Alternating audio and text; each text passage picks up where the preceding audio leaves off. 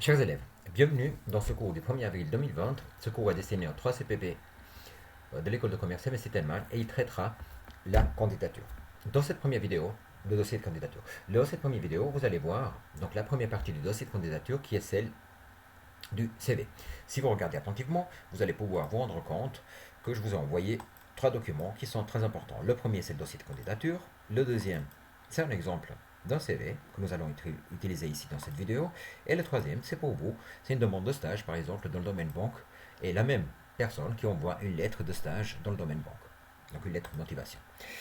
Ouvrons tout de suite ces documents pour y voir un peu plus clair. Alors, dans le document, dans le dossier principal que je vous ai envoyé, et qui s'appelle dossier de candidature, la première page, vous avez plusieurs informations qui sont importantes. Il s'agit d'être très structuré dans votre CV. Ici, dans l'exemple ici à droite, vous avez donc plusieurs parties. Vous avez par exemple la partie des objectifs, des compétences clés, de la formation, l'expérience professionnelle, les autres activités, langue, informatique et centre d'intérêt. Ici, donc, c'est marqué dans le numéro 10 toutes les rubriques qui sont très importantes à insérer dans votre CV. Il est très important donc de mettre un titre des objectifs. Par exemple, ici, nous avons les objectifs autonomes et habiles, un fort esprit d'équipe, etc. Il s'agit d'adapter votre CV à une offre. Prenons le cas d'exemple, le cas précis par exemple, quand une banque comme la banque UBS demande un employé de commerce, elle va fonctionner pour, par exemple, organiser les comptes clients. Il est clair qu'il demande quelqu'un qui s'y connaît en logiciel informatique ou qui maîtrise les logiciels informatiques, d'ICA, et qui a en plus un esprit méticuleux, donc d'organisation, et qui est persévérant dans son travail. Pour ceci, il est très important, donc par exemple, d'adapter votre CV au type de société à laquelle vous envoyez votre offre. Vous devriez par exemple écrire que je suis méticuleux, je maîtrise les logiciels d'ICA, et ainsi de suite. Le CV doit contenir des mots-clés. Après le bilan personnel des compétences, je vous conseille donc fortement de pouvoir prendre une feuille et de marquer quels sont vos points positifs au niveau des compétences professionnelles et vos points négatifs également, et de faire la même chose par rapport à votre personnalité. Pourquoi? Parce que cela va se sentir dans votre CV et vous allez pouvoir trouver un poste vraiment qui vous convient et qui est à votre image. Euh, Par exemple, donc, je donne un exemple simple, maîtrise des logiciels d'information, communication et administration. Synthétiser les expériences. Il est très important de synthétiser, c'est-à-dire de marquer, par exemple ici, nous avons bachelor en sciences de management, c'est un diplôme, c'est un titre, et il se déroule de 2003 à 2006.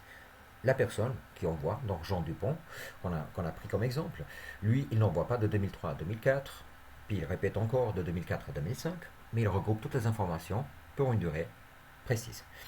Donc ceci est très important, être concis, donc être clair, sobre, sans fioriture, de bon goût, et cela doit vous correspondre. Ici en haut, c'est très important de marquer vos informations personnelles. Il est très important d'organiser de vos données, d'être clair et précis. Et effectivement, là par exemple, nous avons un CV qui est relativement sobre. Nous avons les rubriques qui sont faites en majuscules et avec une certaine couleur et soulignées, ce qui permet une lecture plus facile.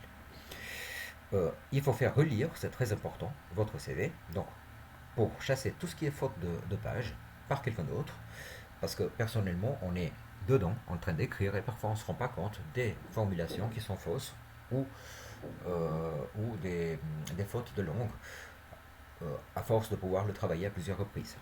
Il faut utiliser des mots chargés de sens, par exemple les objectifs, les réalisations que vous avez faites, les résultats, décrire votre valeur ajoutée, ce que vous pouvez apporter à cette entreprise, c'est très important aussi.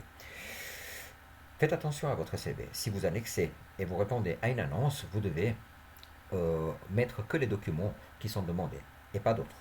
Si vous faites une candidature spontanée, vos diplômes, par exemple, vos certificats de travail et bien sûr votre lettre de motivation qui va être l'objet de la deuxième vidéo pour aujourd'hui.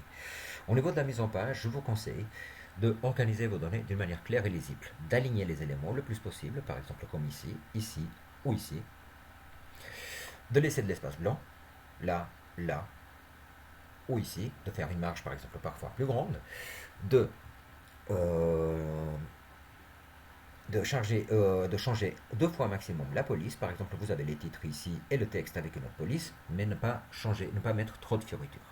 Attention, très important de votre CV, utilisez que des données justes. Ne citez que les diplômes que vous avez obtenus et essayez de correspondre à votre personnalité. Parce que si vous citez des éléments qui ne vous appartiennent pas, qui ne sont pas à votre image, ça va vite se découvrir et à ce moment-là, vous risquez de perdre votre emploi. En plus de ceci, je vous tiens informé du fait que parfois les recruteurs ont des contacts entre les différentes entreprises et peuvent désigner des personnes qui, eux, par exemple, ne sont pas forcément bienvenues parce qu'ils ont menti sur certaines informations. Voilà. Alors faites attention, il s'agit de votre image professionnelle, elle est très importante.